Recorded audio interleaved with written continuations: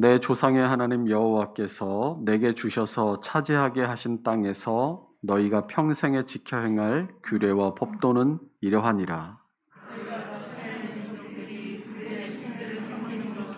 높은 산이든지 작은 산이든지 그나마 아래를 넘어가고 그곳 음식을 너희가 마땅히 판별하라.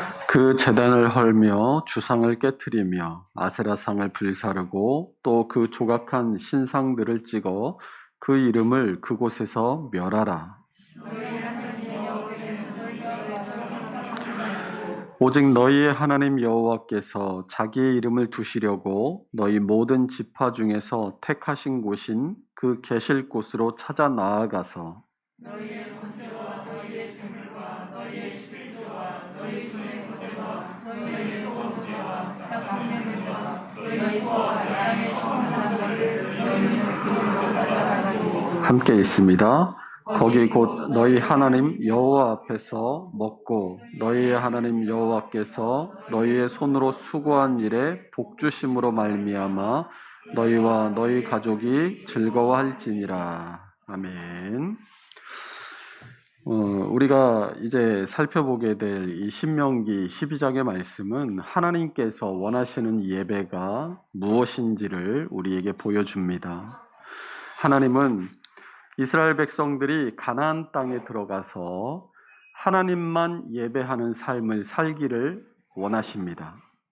하나님의 언약 백성인 이스라엘이 하나님과의 언약대로 하나님의 말씀에 온전히 순종하는 삶을 살 때 하나님은 그들을 통해서 영광을 받으실 것입니다. 그리고 하나님의 말씀에 온전히 순종하는 사람의 삶의 결과가 하나님을 예배하는 것으로 나타나게 됩니다. 하나님을 사랑하고 그분의 말씀에 온전히 순종하는 사람이 하나님 앞에 바른 예배, 또 하나님이 받으실 만한 예배를 올려드릴 수 있는 것입니다. 오늘 본문은 이렇게 하나님께서 하나님의 백성들에게 바른 예배자의 삶을 살 것을 말씀하고 있습니다. 우리가 이 바른 예배자의 삶을 산다라는 것은 하나님께서 우리를 지으신 목적과 같습니다. 웨스터민스터 소유리 문답 1문답이 사람의 제일 되는 목적이 무엇인가? 라는 질문에 그 답으로 사람의 제일 되는 목적은 하나님을 영화롭게 하는 것과 영원토록 그를 즐거워하는 것이다 라고 답하고 있습니다. 타락한 인간은 이런 인간의 제일 되는 목적을 상실한 채 살아갑니다. 그래서 가장 중요한 목적을 잃어버리고 다른 것을 각각 인생의 목표와 목적으로 삼아 삽니다. 돈이나 명예나 쾌락과 같은 죽으면 썩어 없어져 버릴 것들, 그리고 가지고 가지 못할 것들을 모으려고 애쓰고 그것의 가치를 따라 살아가는 것이죠. 그러나 예수 그리스도로 새 사람을 입은 우리 그리스도인들은 깨어진 관계 때문에 잃어버렸던 인생의 참 목적을 회복한 사람들입니다. 그러므로 우리 모두는 하나님께서 인생에게 주신 참 목적을 분명히 알고 그 목적대로 살아가야 할 줄로 믿습니다. 이 웨스트민스터 소유리 문답 1문답이 말하는 인생의 목적은 크게 두 가지로 나누어집니다.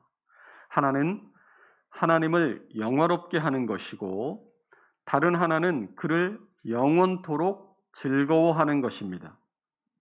우리는 흔히 하나님을 영화롭게 한다라는 것은 우리가 살면서 예배드리고 헌신하고 봉사하면서 그렇게 살면 하나님께 영광을 돌리는 것이니까 그것을 잘하면 하나님을 영화롭게 하는 삶일 거야 라고 생각을 합니다.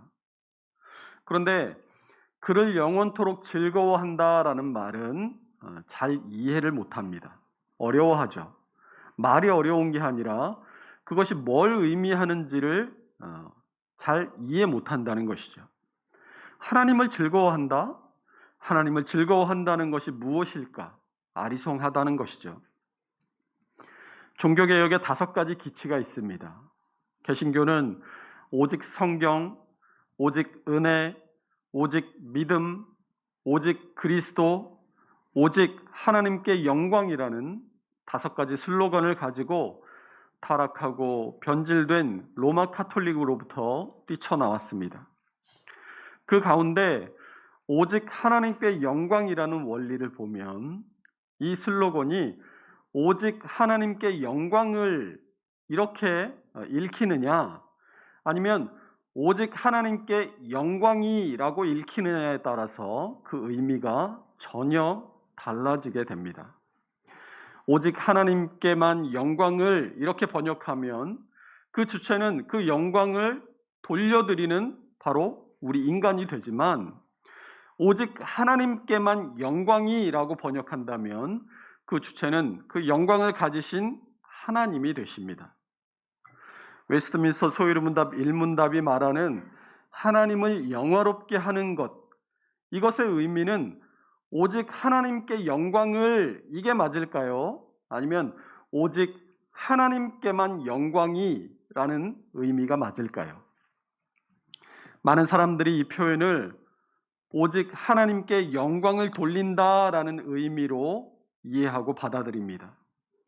그러나 앞서 말씀드렸듯이 이것은 인간 중심적인 사고입니다. 이러한 인간 중심적인 이해로 하나님을 영화롭게 하고라는 말씀을 받아들이면 우리 자녀들에게 네가 공부 잘하고 좋은 대학 가야 하나님께 영광이 된다라고 말하게 됩니다. 우리 스스로를 향해서도 내가 돈을 많이 벌고 출세해야 하나님께 영광이 된다라고 생각해요. 내가 전도를 많이 해야 하나님께 영광이 된다. 이렇게 물질적이고 세상적인 성공이 마치 하나님의 영광을 빛내드리는 것처럼 생각하게 됩니다.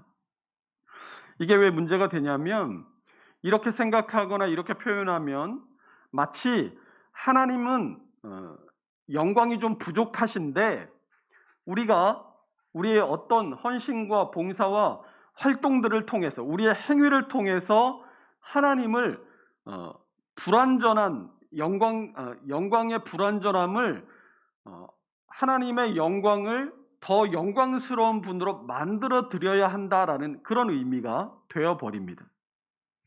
그래서 이런 이해를 바탕으로 성도마다 또 교회마다 성공이 마치 하나님의 영광인 것처럼 가르칩니다. 부자가 돼야 하고, 좋은 직업을 가져야 하고, 출세해야 하고, 그와 더불어서 교회도 숫자가 늘어나야 되고 교회당을 으리으리하고 아름답게 지어야 합니다. 왜요? 그게 하나님께 영광을 돌리는 방법이라고 생각하니까요. 그러나 칼빈주의 신학의 핵심은 하나님 중심 사상입니다. 무엇을 생각하고 무엇을 말하고 어떤 행동을 하든 나를 중심으로가 아니라 하나님을 중심으로 생각하고 말하고 행동하는 것이 칼빈주의입니다.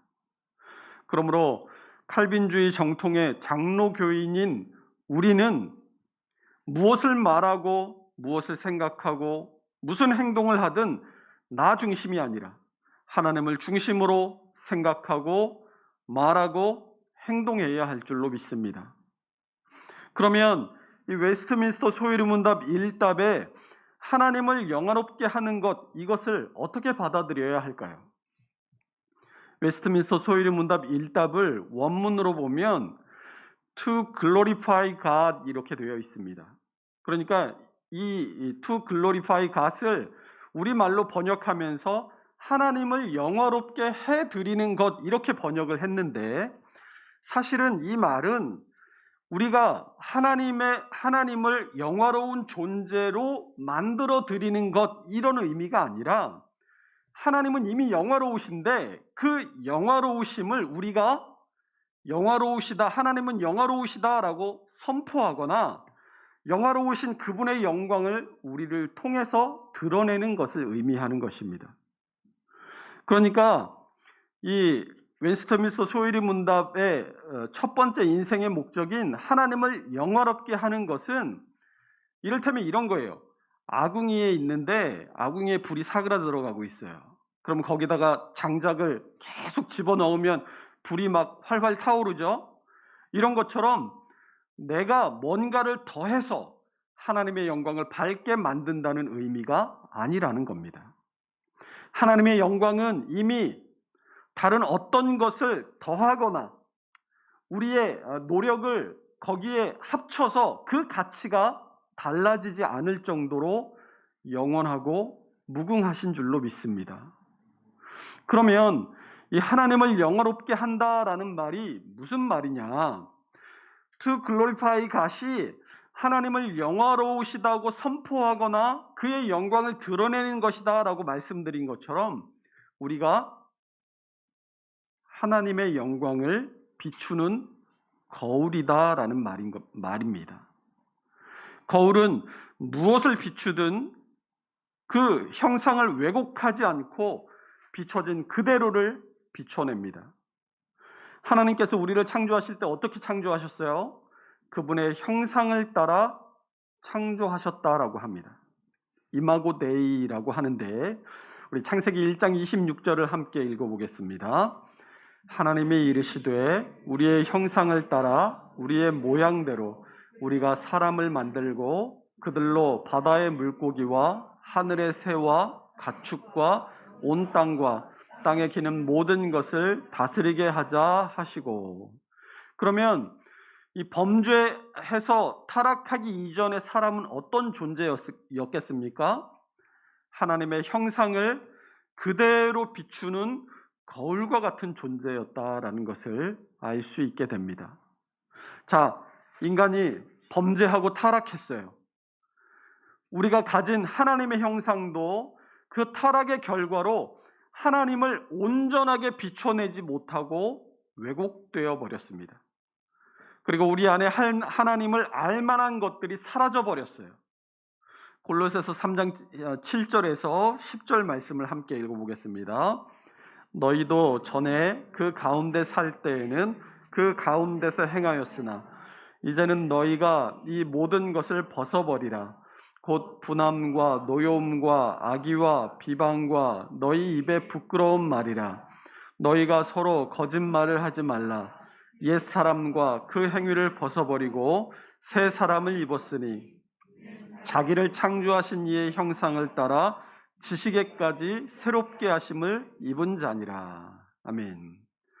범죄에서 하나님의 형상을 잃어버리고 하나님의 형상을 왜곡해서 비출 수밖에 없던 우리 인생들이 예수 그리스도의 대속의 은혜로 말미암아 우리가 왜곡시키고 잃어버렸던 하나님의 형상을 회복한 것입니다. 그러면 이제 우리는 어떤 존재라는 거예요? 하나님의 영광을 반영하는 존재, 하나님의 영광을 그대로 비추어내는 존재다라는 말이 되는 겁니다. 그러니까 우리가 이 땅을 살아가면서 모든 생각과 말과 행위를 할 때에 우리 믿는 사람들은 어떻게 한다고요?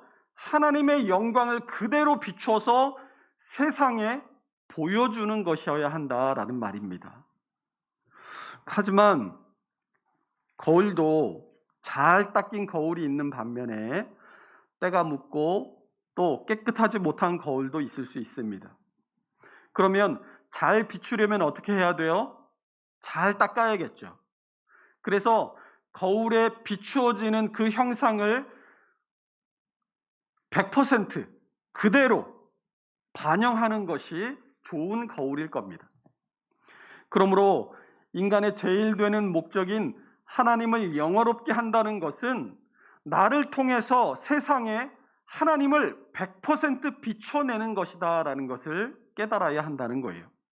내가 어떤 직업을 가지고 있든, 내가 가난하든 부하든, 나이가 많든 적든, 내가 건강하든 병약하든, 내가 가지고 있는 지금의 모든 조건 하에서 하나님이 어떤 분이신가를 세상에 비춰서 보여주는 삶이 바로 하나님을 영화롭게 하는 삶이다라는 말의 의미입니다.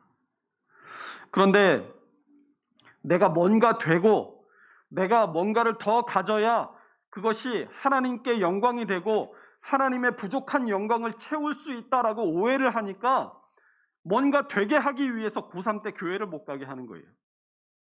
취업 못하니까 자기 자녀에게 너 당분간 교회 오지 말아라라고 얘기하는 겁니다. 하나님께 예배하는 인생, 하나님을 반영하는 인생이 중요한 게 아니라 성공하는 인생이 더 중요하다라는 거예요. 이거 굉장히 중요합니다. 이렇게 하나님의 영광을 반영하는 것의 의미를 잘못 이해하고 성공지향주의적으로 가게 되면 교회에 가난한 사람이 발붙일 곳이 없어집니다. 좋은 대학 못 가고 좋은 직장 없고 세상적인 성공의 기준에 부합하지 못한 사람들은 더 이상 교회에 설 자리가 없어져요.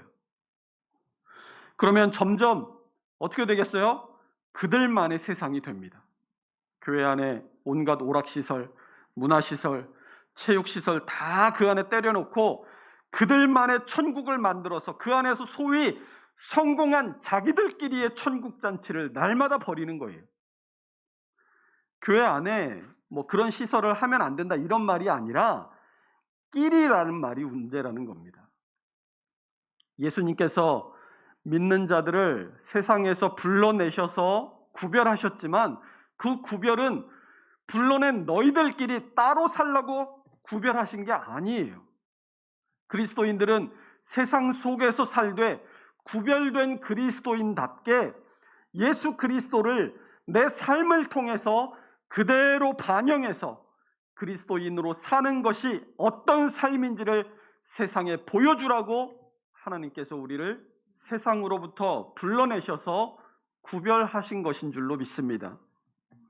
그런데 그 부르신 뜻대로 내 삶이 예수 그리스도를 비춰내지 못하고 오히려 세상 사람들이 사는 모습을 내 삶이 그대로 비춰내고 있다면 하나님을 영화롭게 하는 그리스도인의 삶과는 거리가 멀다는 얘기가 되는 겁니다.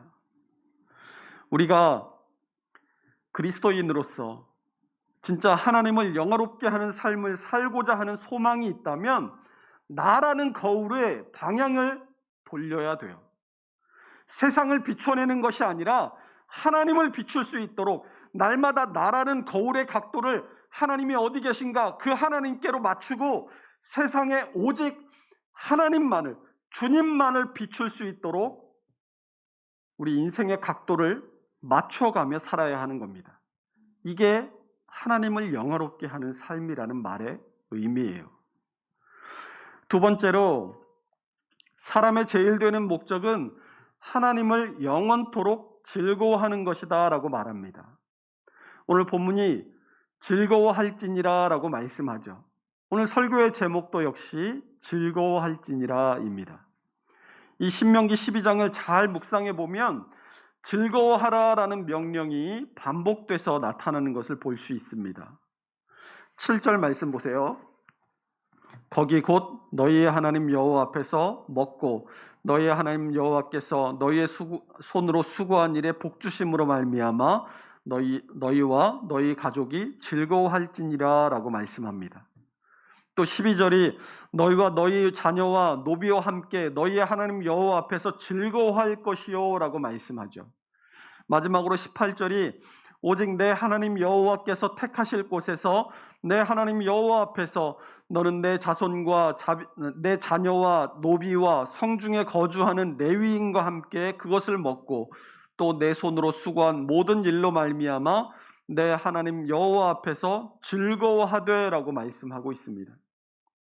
여기서만이 아니라 성경은 이 반복해서 즐거워하라라고 우리에게 명령을 주는데 이 성경이 말씀하는 즐거워하라라는 명령의 대상은 바로 하나님이십니다.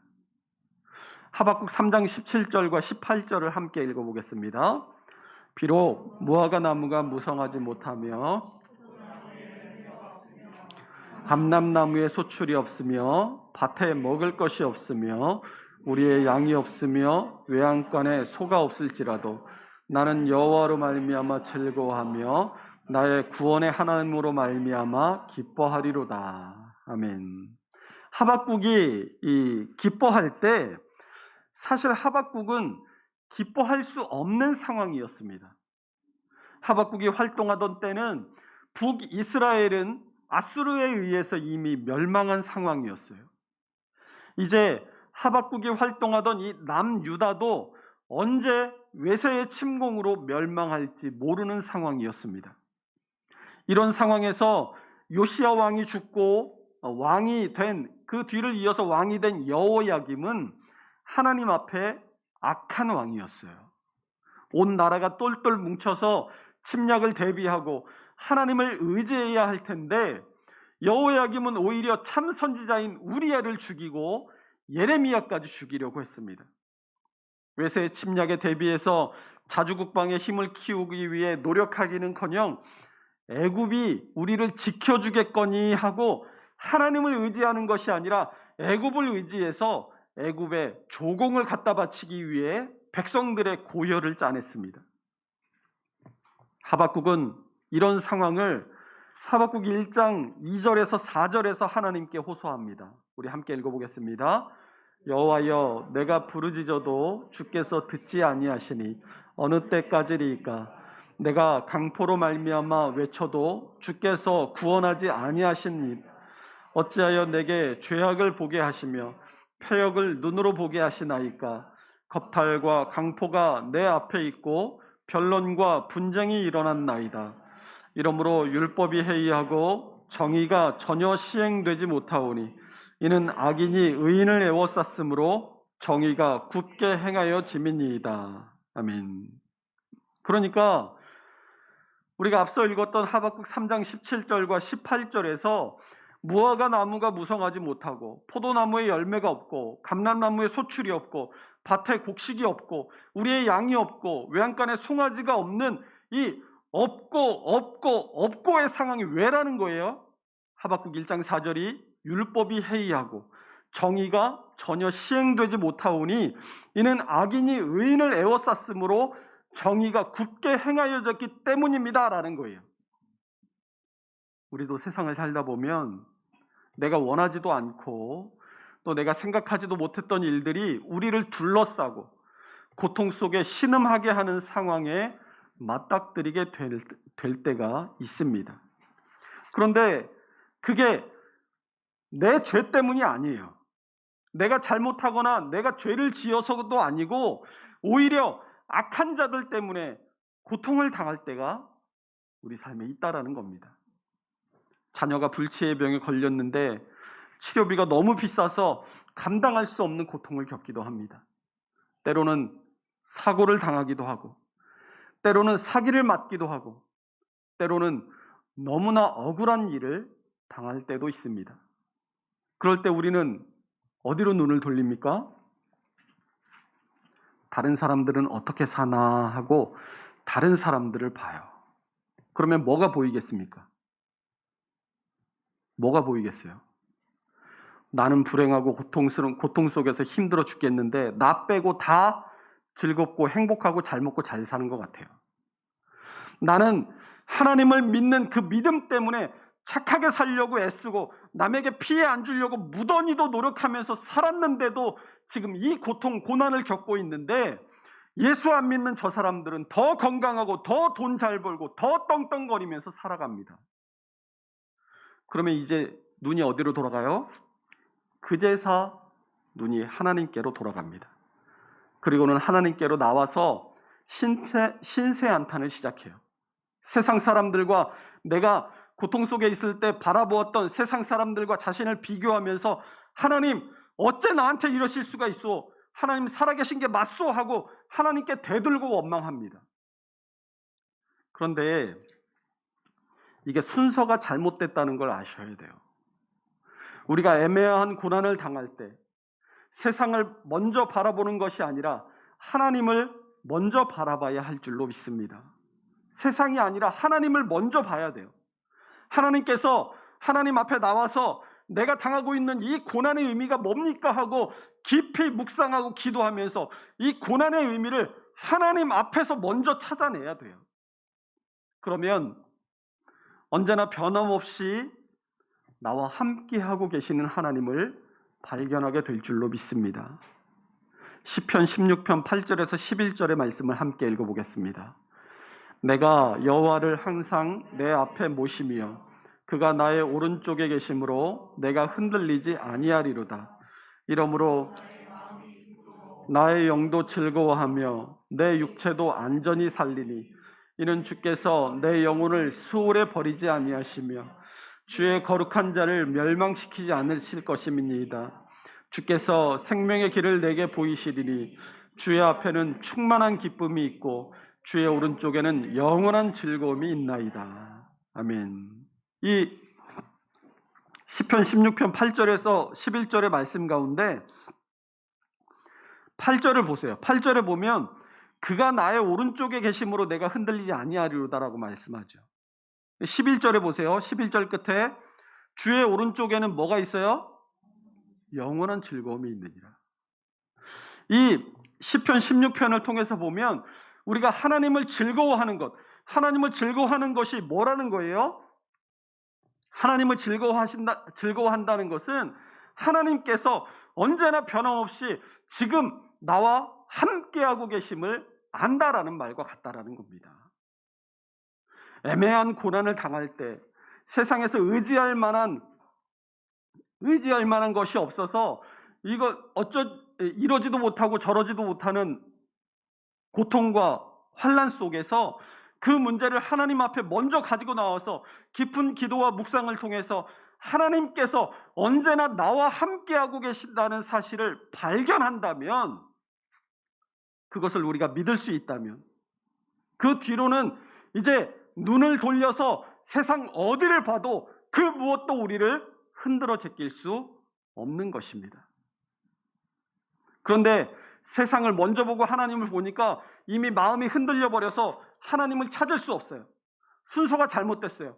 하나님을 보고 하나님께서 나와 함께 하시다는 그 믿음과 확신을 가지고 세상을 보면 우리가 어떤 환난 속에서 흔들리지 않을 수 있는데, 일을 거꾸로 하고 있는 겁니다. 세상 사람들이 다 잘 먹고 잘 살고 건강하고 쾌락을 누리고 산다 할지라도 그런 거 아무 소용 없습니다. 지금 나하고 하나님이 함께하고 계시는데 그게 무슨 소용이 있겠어요? 하박국이 이걸 발견한 거예요. 하박국이 비록 무화과 나무가 무성하지 못하며 포도나무에 열매가 없으며 감람나무에 소출이 없으며 밭에 먹을 것이 없으며 우리의 양이 없으며 외양간에 소가 없을지라도 나는 여호와로 말미암아 즐거워하며 나의 구원의 하나님으로 말미암아 기뻐하리로다라고 말씀하잖아요. 이걸 현대적으로 바꿔본다면 아마 이렇게 될 것 같습니다. 비록 쌀이 떨어져서 끼니를 해결하지 못하고 가스값을 내지 못해서 난방이 안 되는 냉골에서 자야 하고 월세가 몇 달째 밀려 있고 직장에서 해고되어서 일용직 일을 알아봐야 되고 버스비가 없어서 걸어 다녀야 하는 상황이라고 할지라도 언제나 나와 함께 하시는 하나님께서 계시니 나는 기쁘고 행복합니다. 메시지 성경에서 이 구절을 이렇게 번역해 놨어요. 우리 화면을 보고 같이 읽어보겠습니다. 체리나무에 꽃이 피지 않고 딸기가 익지 않아도 밀농사가 흉작이어도 양우리에 양이 없고 외양간에 소가 없어도 나 하나님께 즐거운 찬송 부르리라. 나의 구원자 하나님 앞에서 즐겁게 뛰놀리라. 나 하나님의 통치와 승리를 믿고 용기를 얻어 기운을 차리네. 사슴처럼 뛰어다니는 나 산 정상에 오른 듯한 기분이라네. 우리는 하박국이 처한 이런 상황보다 훨씬 좋은 상황에서 살아감에도 언제나 불평과 불만 속에서 살아가고 하나님이 계시냐 안 계시냐를 늘 의심하고 하나님이 계시다면 나한테 어떻게 이러실 수가 있냐고 원망합니다. 이 모든 것들이 지금 하나님께서 나와 함께 하고 계시다는 사실을 알지 못하거나 믿지 못해서 벌어지는 일들입니다. 그러나 하나님께서 언제나 나와 함께하고 계심을 우리가 확실히 인식한다면, 하나님의 통치와 승리를 우리가 믿는다면 우리의 삶은 반드시 달라지게 됩니다. 찬송가 438장 내 영혼이 은총 입어라는 찬송의 3절 가사를 보면 높은 산이 거친 들이 초막이나 궁궐이나 내 주 예수 모신 곳이 그 어디나 하늘나라라고 노래합니다. 다른 어떤 것으로 즐거워하면 그 즐거움은 일시적인 것이 됩니다. 세상 무엇으로도 영원한 즐거움을 누릴 수는 없습니다. 돈으로 즐거워하면 돈이 없어지면 즐거움도 사라집니다. 명예나 건강, 세상의 그 무엇으로도 영원한 즐거움을 누릴 수 없습니다. 그러나 세상이 사라져도 하나님은 영원 무궁하신 줄로 믿습니다. 그러므로 영원한 것에 우리가 소망을 두고 즐거워할 때 그 즐거움은 영원한 즐거움이 되는 것입니다. 이처럼 우리가 어떤 처지와 형편에 있든지 하나님께서 나와 함께 하신다는 사실을 믿고 신뢰할 때 그때 비로소 하나님을 즐거워할 수 있게 됩니다. 상황과 환경을 바라보면 실족합니다. 그러나 상황과 환경 너머에서 언제나 우리를 위해 일하시고 우리와 늘 같은 걸음을 걷고 계신 하나님을 바라볼 때 은혜와 감사와 기쁨이 넘치는 삶을 살아갈 수 있는 것입니다. 오늘 본문은 하나님의 백성으로 이제 가나안에서의 새로운 삶을 시작할 이스라엘 백성들이 하나님의 자녀로서 어떤 삶을 살아야 할지를 보여줍니다.